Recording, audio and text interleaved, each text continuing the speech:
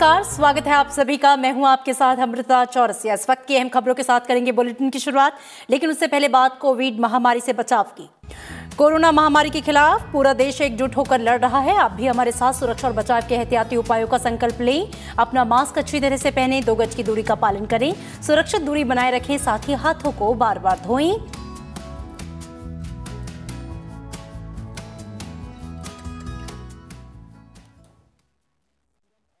और आइए अब शुरुआत करते हैं हेडलाइंस की।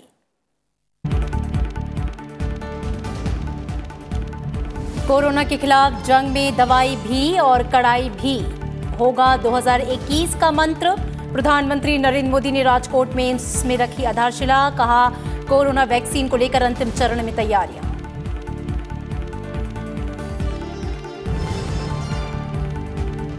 कोविड टीकाकरण अभियान के लिए देश भर में 2 जनवरी से होगा ड्राई रन। केंद्र का सभी राज्यों और केंद्र शासित प्रदेशों को तैयार रखने का निर्देश। वैक्सीन निर्माण से जुड़ी एक्सपर्ट कमेटी की कल होगी अहम बैठक। देश में रिकवरी दर 96% के पार।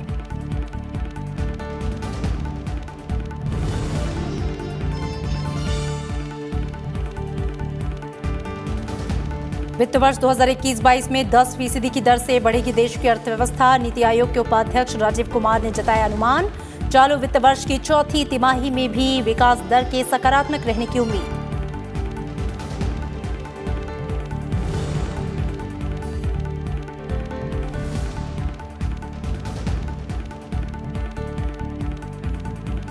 देश भर में 4 मई से शुरू होगी सीबीएसई की 10वीं और 12वीं की बोर्ड परीक्षाएं। केंद्रीय शिक्षा मंत्री रमेश पोखरियाल निशंक ने किया परीक्षा तारीखों का ऐलान।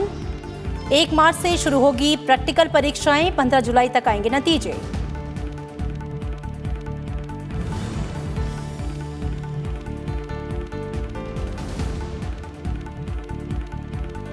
और कोविड महामारी के बीच नए साल के स्वागत की तैयारियां। सुरक्षा के तहत कई राज्यों में लगाया गया रात्रि कर्फ्यू।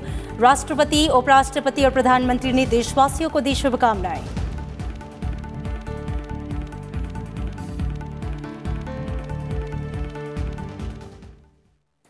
प्रधानमंत्री नरेंद्र मोदी ने आज वीडियो कॉन्फ्रेंसिंग के माध्यम से गुजरात के राजकोट में अखिल भारतीय आयुर्विज्ञान संस्थान की आधारशिला रखी और इस मौके पर उन्होंने कहा कि जहां 2020 स्वास्थ्य चुनौतियों का वर्ष था, वहीं 2021 स्वास्थ्य समाधान का वर्ष होगा।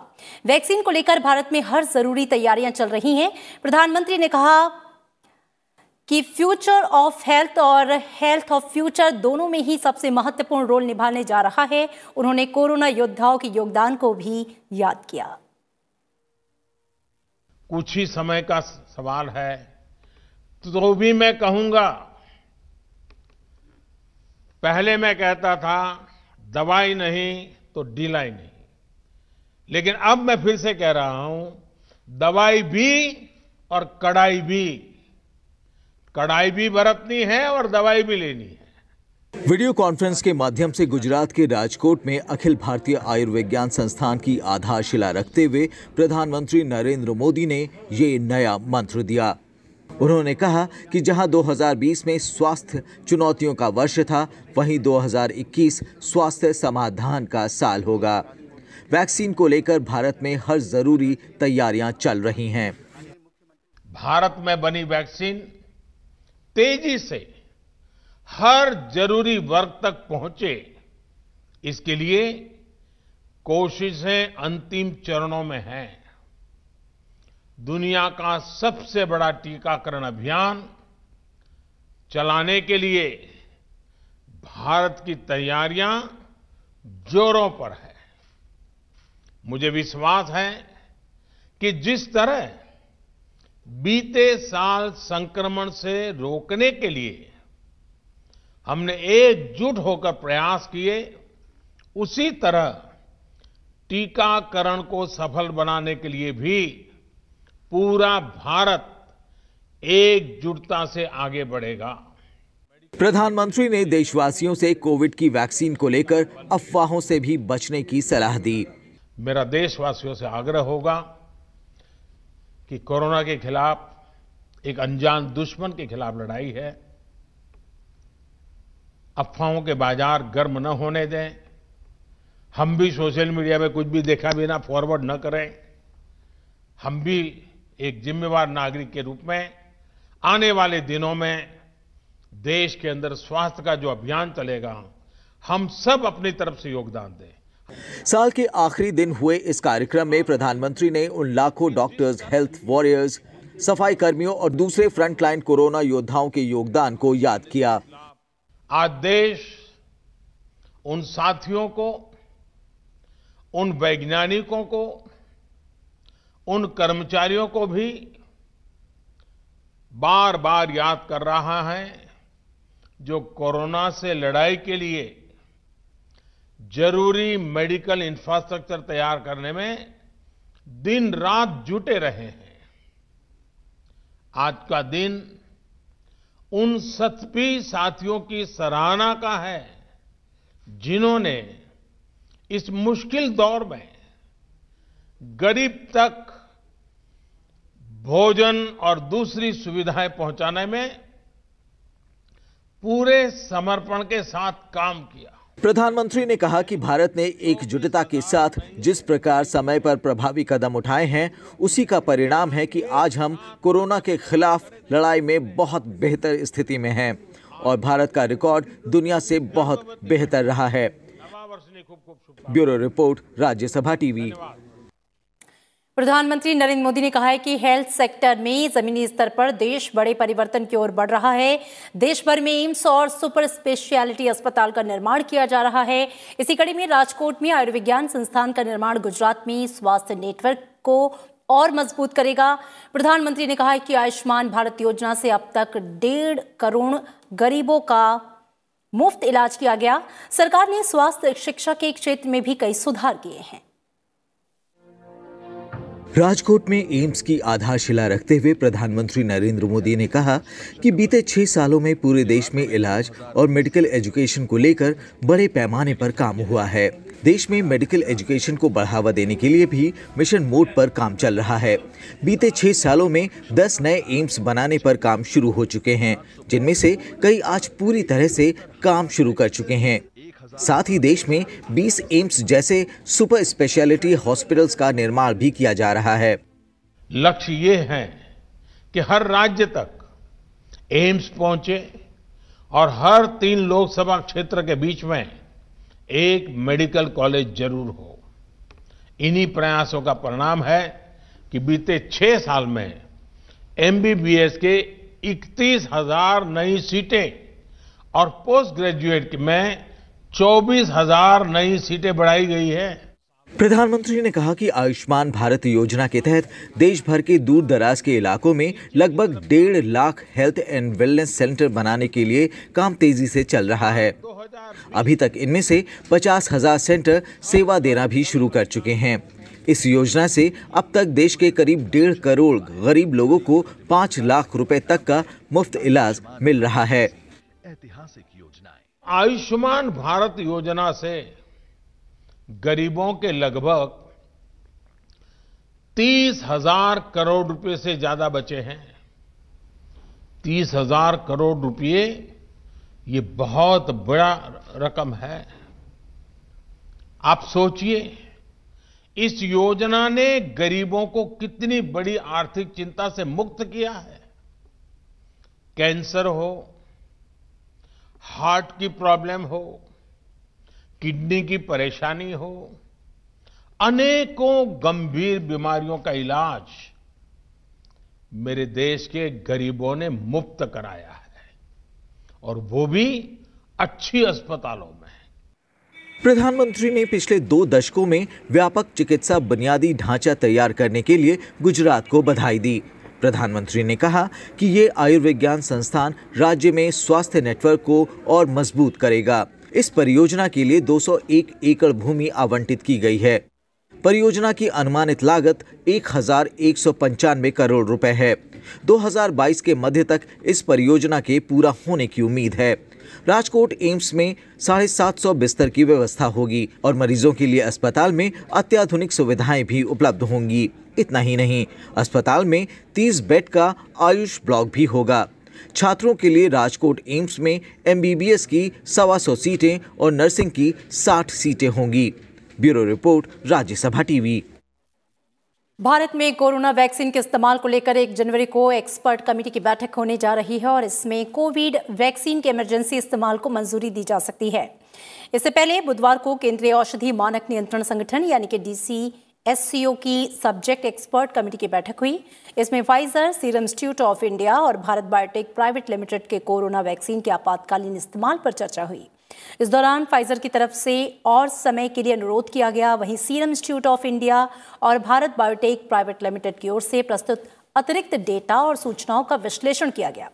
Drug controller general of India VG Somani ने कहा कि कोरोना महामारी को देखते हुए अप्रूवल प्रक्रिया को तेज किया गया है। हालांकि डेटा सुरक्षा और प्रभावकारिता से कोई समझौता नहीं किया जा रहा। कमेटी ने फेज 1 और फेज 2 ट्रायल के नतीजों का विश्लेषण किया है और जल्द ही वैक्सीन को लेकर फैसला लिया जा सकता है। देश में कोविड-19 के टीके को लगाए जाने का अभ्यास 2 जनवरी 2021 से शुरू होगा। केंद्र सरकार ने सभी राज्य सरकारों और केंद्र शासित प्रदेशों से टीकाकरण के लिए पर्याप्त तैयारियां सुनिश्चित करने को कहा है। केंद्रीय स्वास्थ्य सचिव राजेश भूषण ने तैयारी के लिए राज्यों के स्वास्थ्य विभागों के प्रमुख सचिवों और अन्य संबंधित लोगों के साथ एक उच्च स्तरीय बैठक की। इसमें राज्य सरकारों को टीकाकरण के लिए पर्याप्त तैयारियां सुनिश्चित करने का निर्देश दिया गया। बैठक में बताया गया कि सभी राज्यों की राजधानियों में अभ्यास किया जाएगा। महाराष्ट्र और केरल में राजधानी के अलावा सभी बड़े शहरों में भी टीकाकरण अभ्यास किया जाएगा। सभी राज्यों और केंद्र शासित प्रदेशों को ड्राई रन के लिए लॉजिस्टिक व्यवस्था, इंटरनेट कनेक्टिविटी, बिजली और सुरक्षा सुनिश्चित करने का निर्देश दिया गया है। साथ ही लाभार्थियों का डेटा कोविन पर अपलोड करना होगा। ये लाभार्थी ड्राई रन के लिए सत्र स्थल पर भी उपलब्ध होंगे।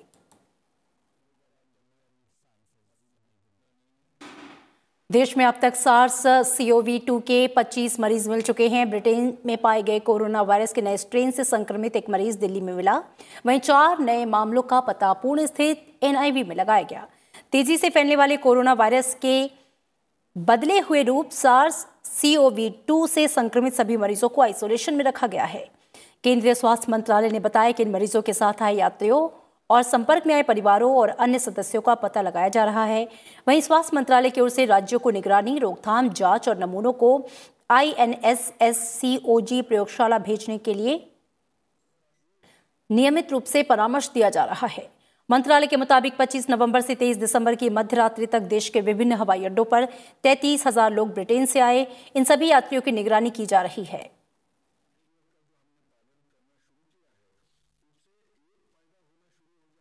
कोरोना से जंग में भारत एक महत्वपूर्ण उपलब्धि हासिल कर ली है। देश में कोरोना मरीजों के ठीक होने वालों की दर 96% को पार कर गई है। ये दुनिया भर में किसी अन्य देश के मुकाबले सबसे ज्यादा है। ठीक हुए कुल मामले सक्रिय मामलों की तुलना में 96 लाख से अधिक हैं, जबकि सक्रिय मामलों की संख्या घटकर 2,57,000 रह गई है। देश में कोरोना से ठीक होने वाले मरीजों का आंकड़ा दिन पर दिन बढ़ता जा रहा है, जबकि सक्रिय मामलों में लगातार गिरावट देखी जा रही है। सक्रिय मामलों और ठीक होने वाले मरीजों के बीच का अंतर 96 लाख हो गया है। बुधवार को कुल 21,822 नए सक्रिय मामले सामने आए हैं। वहीं इस दौरान 26,139 मरीजों को अस्पताल से डिस्चार्ज कर दिया गया है। इसके साथ ही देश में कुल सक्रिय मामलों की संख्या घटकर 2,97,656 रह गई है, जबकि कोरोना के कुल मामलों में सक्रिय मामलों की हिस्सेदारी घटकर 2.51% हो गई है। वहीं कोविड को हराकर ठीक हुए मरीजों की संख्या 98,60,000 को पार कर गई है। रिकवरी दर बढ़कर 96.04% तक पहुंच गया है, जो कि दुनिया में किसी भी देश की तुलना में सबसे बेहतर है। पिछले 24 घंटों में कोरोना से जान गंवाने वालों की संख्या 299 रह गई है। कोविड की वजह से अब तक 1,48,738 रोगियों की मौत हो चुकी है। फिलहाल देश में मृत्यु दर 1.45% है। ICMR के मुताबिक अब तक देश भर में करीब 17 करोड़ 20 लाख से अधिक नमूनों की जांच की जा चुकी है। पिछले 24 घंटे के दौरान 11,27,000 से अधिक नमूनों की जांच की गई है। Bureau report, Rajya Sabha TV. और कोरोना संकट को देखते हुए केंद्रीय माध्यमिक शिक्षा बोर्ड की 10वीं और 12वीं की परीक्षा 4 मई से शुरू होगी और प्रायोगिक परीक्षाएं मार्च में आयोजित की जाएंगी। केंद्रीय शिक्षा मंत्री रमेश पोखरियाल निशंक ने आज परीक्षा की तारीखों की घोषणा की है। बहुत आपसे संवाद करने के बाद और व्यापक परामर्श करने के बाद अब हम लोग इस निर्णय पर पहुंचे हैं कि जो बोर्ड की परीक्षा है हमारी, वो बोर्ड की परीक्षा जो 10वीं और 12वीं की जो बोर्ड की परीक्षा है वो बोर्ड की परीक्षा 4 मई से प्रारंभ हो जाएगी और 4 मई से प्रारंभ होने वाली ये बोर्ड की परीक्षा हमको भरोसा है कि हम 10 जून तक इसको पूरा कर सकेंगे और समय पर ही हम लोग कोशिश करेंगे कि हम समय पर उसके बाद कॉपियों का निरीक्षण कराएंगे और समय पर आपका रिजल्ट भी हम तैयार करके करना चाहेंगे और परिणामों को घोषणा 15 जुलाई तक कर देनी चाहिए। प्रैक्टिकल की जो परीक्षाएं हैं वो आपकी 1 मार्च से शुरू हो जाएंगी। मेरी शुभकामना, आप पूरी ताकत के साथ और बहुत आत्मबल के साथ बिना किसी तनाव के आप परीक्षा की तैयारी में जुटे। वक्त भी हमारे पास है और आपको पाठ्यक्रम भी बहुत अच्छा आ रहा है और सीबीएसई ने वैसे भी इन प्रस्तुतियों में 30% पाठ्यक्रम को अपना कम किया और लगातार आपके साथ हम संवाद में हैं। सीबीएसई बोर्ड के चेयरमैन लगातार इस दिशा में नज़र रखे हुए हैं और पूरा तंत्र वो आपके साथ जुड़ा हुआ है। तो मुझे भरोसा है कि जो 4 मई से होने वाली जो बोर्ड की परीक्षाएं हैं उनके लिए आप बहुत मनोबल से तैयारी करेंगे और पूरी ताकत के साथ और बिना किसी संकोच के आप अपनी परीक्षा को देंगे। सरकार ने बोर्ड परीक्षा के लिए सभी तैयारियां पूरी कर ली हैं और छात्रों की सुरक्षा सरकार की पहली प्राथमिकता है। ये बात केंद्रीय शिक्षा मंत्री रमेश पोखरियाल निशंक ने राज्यसभा टीवी के साथ खास बातचीत में कही। उन्होंने कहा कि आने वाले सत्र में शिक्षा का स्वरूप परिस्थितियों के हिसाब से तय किया जाएगा। हमारे साथ बात करने के लिए इस वक्त जुड़ रहे हैं देश के शिक्षा मंत्री रमेश पोखरियाल निशंक। सर, स्वागत है आपका राज्यसभा में। धन्यवाद। सर, इस बार दोहरा प्रेशर स्टूडेंट्स पे रहेगा क्योंकि पूरे साल स्कूल नहीं जा पाए और पहली बार ऐसा होगा जब कोरोना का एक मानसिक तौर पर दबाव रहेगा, साथ ही साथ एग्ज़ाम्स का जो नॉर्मल दबाव रहता है वो तो रहेगा ही। तो उसको दबाव को दूर करने के लिए भी क्या मंत्रालय कुछ कोशिश करेगा? प्रधानमंत्री तो हमेशा से एग्ज़ाम वॉरियर्स की किताब के बताते रहते हैं कि किस तरीके से दूर रहा जाए दबाव से। हम लोग ना सीधे संवाद कर रहे हैं बच्चों से।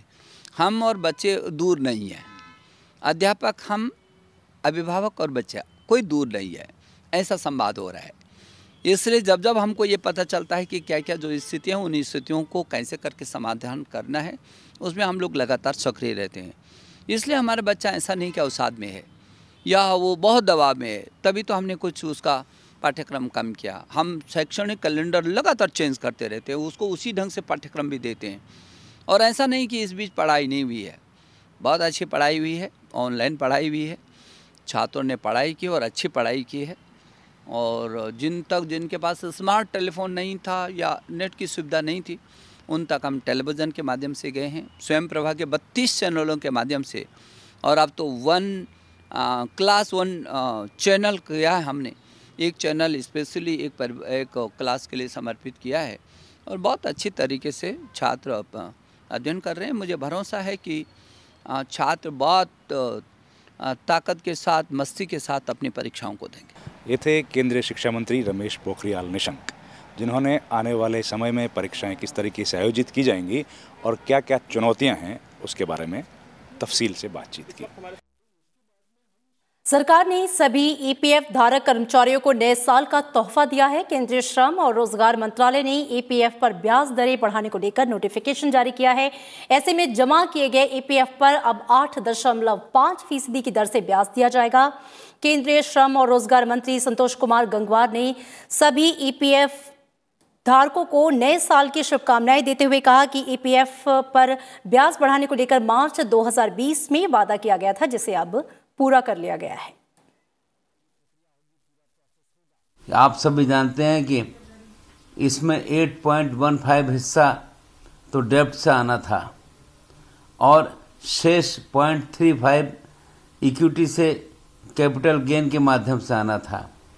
और उस परिस्थिति के संदर्भ में काफ़ी विचार विमर्श और वित्त मंत्रालय के साथ निरंतर परामर्श के बाद जो हमारा प्रस्ताव था, हमने उसको अनुमोदित कराने का काम करा।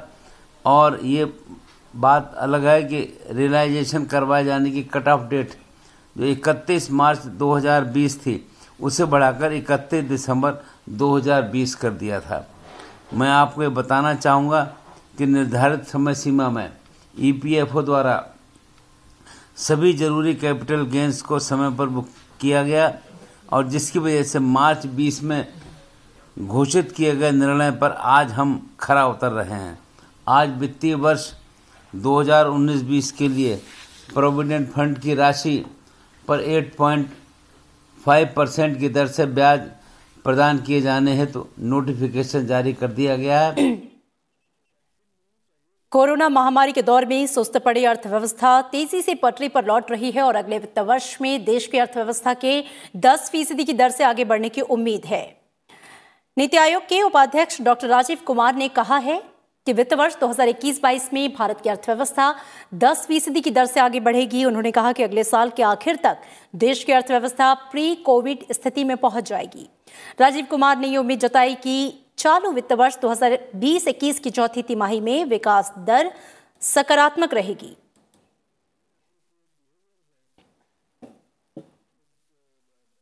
जो इस तरह की हमारी रिकवरी हुई है थर्ड क्वार्टर में और सेकंड क्वार्टर में भी, उससे आपने देखा होगा कि सारी एजेंसीज़ ने अपने जो पहले के अनुमान थे वो बेहतर बदले हैं और उनको बेहतर किया है। और मुझे 21-22 में जो है वो हमारी अर्थव्यवस्था की गति कम से कम 10% होगी रियल टर्म्स में। और उसके चलते मुझे लगता है कि 21-22 का साल समाप्त होते तक हम लोग ज़रूर प्री कोविड के स्तर पे पहुंच जाएंगे। और फिर जो इन दिनों में, इन कोविड के दिनों में जितने सुधार हम सरकार ने किए हैं, जितने रिफॉर्म्स किए हैं, उसके बिना पर, उसके बेसिस पर हम उसके बाद और तेज़ी से अपनी आर्थिक गति को आगे बढ़ाएंगे। ये मेरा यही मानना है। और दुनिया के कई देशों में नए साल ने नई उम्मीदों के साथ दस्तक दे दी है। साल 2020 में दुनिया ने कोरोना जैसी महामारी का सामना किया। अब नए साल से नई उम्मीदें हैं। आशा है कि 2021 में सब कुछ बेहतर होगा, सामान्य होगा। न्यूजीलैंड के ऑकलैंड में नए साल का शानदार स्वागत किया गया। भारतीय समय के मुताबिक शाम करीब 4:30 बजे न्यू ईयर का जश्न शुरू हुआ। वहां पे जमकर आतिशबाजी हुई। स्काई टावर पर करीब 5 मिनट तक आतिशबाजी हुई।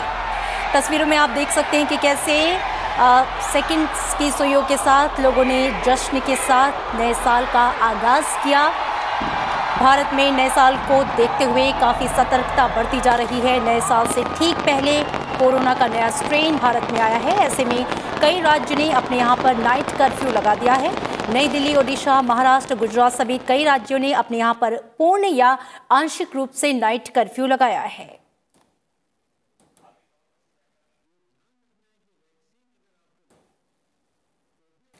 और देश भर में कोरोना वायरस के नए स्ट्रेन के मरीज मिलने के बाद से दिल्ली, महाराष्ट्र, गुजरात सहित कई राज्यों में नाइट कर्फ्यू लगाया गया है।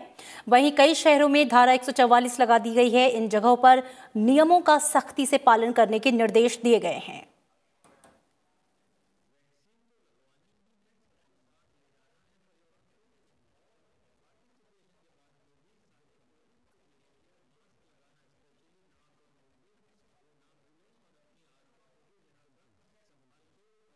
शुक्रवार से नए साल में कई क्षेत्रों में नए बदलाव देखने को मिलने वाले हैं। आइए आपको बताते हैं कि साल 2021 में किस एक क्षेत्र में क्या नियम लागू होने वाला है।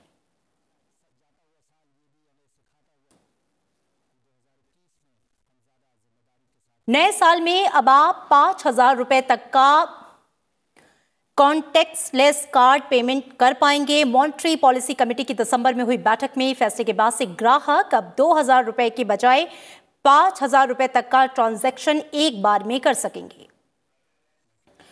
नए साल से चेक से पेमेंट करने के लिए पॉजिटिव पे सिस्टम लागू किया जा रहा है। इस नए नियम के तहत चेक से 50,000 रुपए से अधिक के पेमेंट पर जरूरी डिटेल्स को फिर से कंफर्म करने की जरूरत होगी। हालांकि ये अकाउंट होल्डर पर निर्भर करेगा कि वो इस सुविधा का लाभ उठाता है या नहीं। पॉजिटिव पे सिस्टम के तहत कोई भी जब चेक जारी करेगा तो उसे अपने बैंक की पूरी डिटेल देनी होगी। इसके अलावा जीएसटी कानून के तहत 1 जनवरी 2021 से बिजनेस टू बिजनेस ट्रांजैक्शंस के लिए 100 करोड़ रुपए से अधिक टर्नओवर होने पर ई इनवॉइस जरूरी होगा। तो नए साल के नए नियम, सालाना 5 करोड़ रुपए तक का कारोबार करने वाले छोटे कारोबारियों को जनवरी से केवल 4 बिक्री रिटर्न दाखिल करने होंगे। फिलहाल इन कारोबारियों को मासिक आधार पर 12 रिटर्न दाखिल करने होते हैं।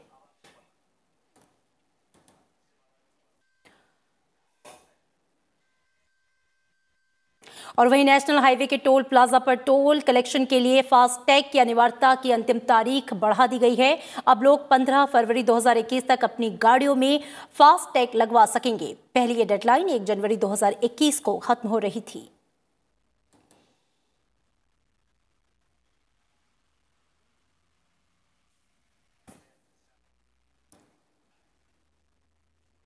और नए साल की पूर्व संध्या पर राष्ट्रपति रामनाथ कोविंद ने देशवासियों को हार्दिक बधाई और शुभकामनाएं दी हैं।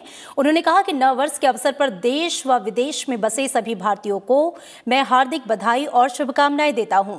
हर नया साल एक नई शुरुआत करने का अवसर होता है और व्यक्तिगत एवं सामूहिक विकास के हमारे संकल्प को बल देता है। कोविड-19 से उत्पन्न संकट का ये समय हम सभी को एकजुट होकर आगे बढ़ने का समय है। ये उन सांस्कृतिक मूल्यों को मजबूत करने का समय है जो अनेकता में एकता के हमारे जीवन दर्शन को मजबूत करता है। नववर्ष 2021 की पूर्व संध्या पर आइए हम सब मिलकर प्रेम, करुणा और सहिष्णुता की भावना से एक ऐसा समावेशी समाज बनाने की दिशा में काम करें जहां पे शांति और सद्भाव को बढ़ावा मिले। मेरी कामना है आप सभी स्वस्थ और सुरक्षित रहें और नई ऊर्जा के साथ देश की प्रगति में अपने साझा लक्ष्य की प्राप्ति के लिए आगे बढ़ें।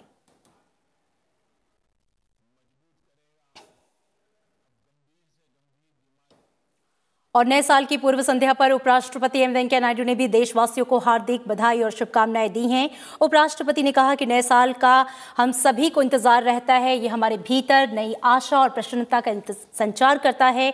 उन्होंने कहा कि वैश्विक महामारी के जरिए जीवन के कई सबक सिखाने वाले इस साल को अलविदा कहा जाए और आशा की भावना के साथ नए साल का स्वागत हो। उपराष्ट्रपति ने नए साल में कोरोना महामारी को हराने का संकल्प लेकर प्रवेश करने के लिए भी कहा। उन्होंने कहा कि हम धैर्य और आत्मविश्वास के साथ एकजुट होकर इसकी चुनौतियों का सामना कर सकते हैं। उपराष्ट्रपति ने कहा कि कोरोना का टीका जल्द ही आने की उम्मीद है और हमें 2021 का नई ऊर्जा और उत्साह के साथ स्वागत करना चाहिए। पिछले साल की तुलना में 2021 अधिक खुशहाली लाए, उपराष्ट्रपति ने यह कामना की। उन्होंने कहा कि वैदिक ऋषियों ने 2000 साल पहले जैसे प्रार्थना की थी वैसे ही हम आशा करते हैं। नए साल में हम सभी शुभ समाचार सुनें, सुखद चीजें देखें और आने वाले वर्ष में अपना जीवन सार्थक और शांतिपूर्ण व्यतीत करें।